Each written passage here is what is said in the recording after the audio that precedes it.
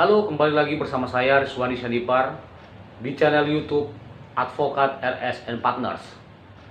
Dalam video kali ini, saya berbagi pengetahuan hukum kepada Anda sekalian. Topik yang akan kita bahas adalah menyita SIM atau STNK orang yang dianggap bersalah saat terjadi insiden kecelakaan adalah merupakan perbuatan melawan hukum. Perbuatan-perbuatan seperti ini mungkin pernah Anda lihat atau mungkin pernah alami sendiri.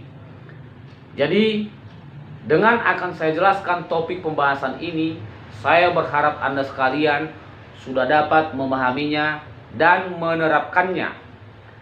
Ingat, jangan main hakim sendiri, karena Anda bukanlah seorang hakim. Nah, sebelum beranjak ke pembahasannya, ringankan jari Anda mengklik like dan subscribe-nya, serta bunyikan gambar loncengnya untuk mendapatkan video-video terbaru dari saya buat Anda sekalian yang baru berkunjung di channel ini. Dan begitu juga kepada teman-teman yang sudah mensubscribe-nya, saya ucapkan terima kasih. Untuk mempersingkat waktu durasinya, simak dan tonton sampai habis sobatku.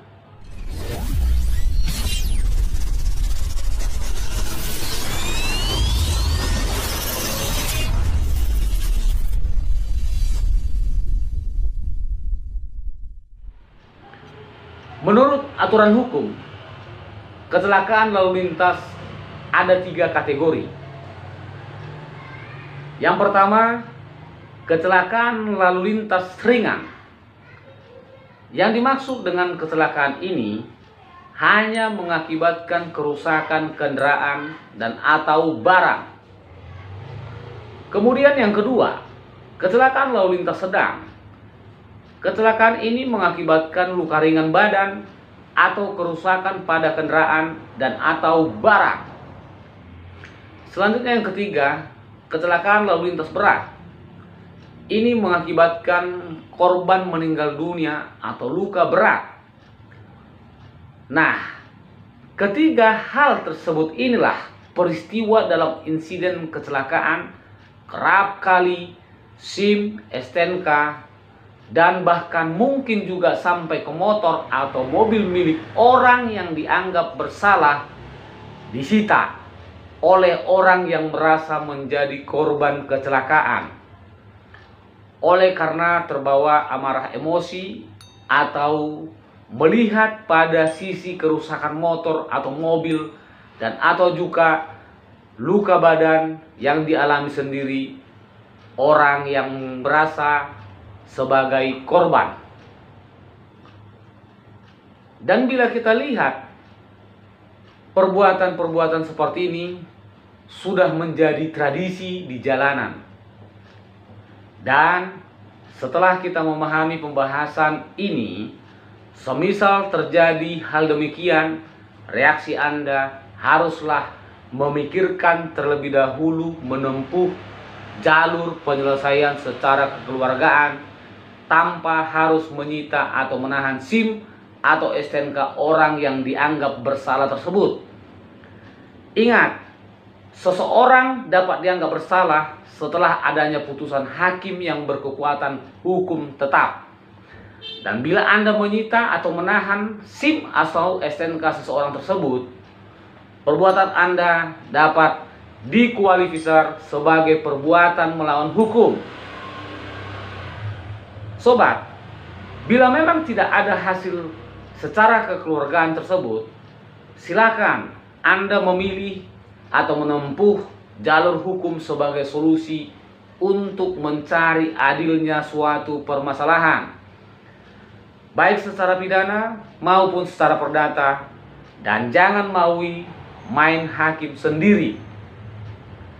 Saya berikan contoh yang mungkin saja Anda pernah lihat. Semisal motor atau mobil yang Anda kemudikan berserempetan dengan kendaraan lain dan selanjutnya karena Anda dianggap bersalah, orang yang merasa dirinya sebagai korban tersebut meminta ganti rugi atau mungkin langsung meminta SIM atau STNK Anda untuk disita sementara sebagai alasan langkah untuk kekeluargaan yang dituntut sebagai ganti rugi atas kerusakan kendaraan atau luka badannya. Sobat, dalam hal ini perlu Anda sekalian ketahui bahwa orang yang berhak menahan atau menyita SIM atau STNK yang dibenarkan oleh undang-undang adalah penyidik kepolisian yang diberi kewenangan untuk itu, dan bukan ranah Anda bagi orang yang merasa korban kecelakaan. Bila menahan atau menyita SIM atau STNK orang yang dianggap bersalah dan merasa dirugikan, maka akan ada risiko hukumnya, seperti pasal pemerasan dengan ancaman pidana penjara selama 9 tahun atau digugat secara perdata. Mengenai isi pasal pemerasannya, silakan Anda lihat nanti setelah menonton video ini di laman deskripsinya. Sobat, terhadap perkara kecelakaan lalu lintas diproses secara pidana dengan acara peradilan pidana, dan pihak yang menyebabkan terjadinya kecelakaan lalu lintas atau si penabrak wajib mengganti kerugian yang besarannya ditentukan berdasarkan putusan pengadilan.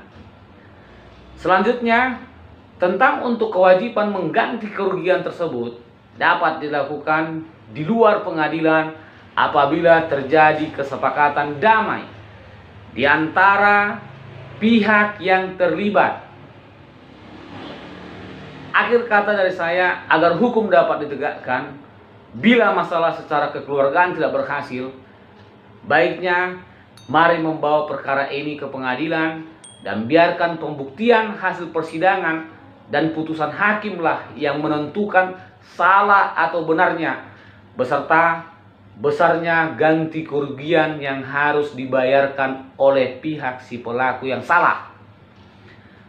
Demikianlah pembahasan ini dan semoga bermanfaat.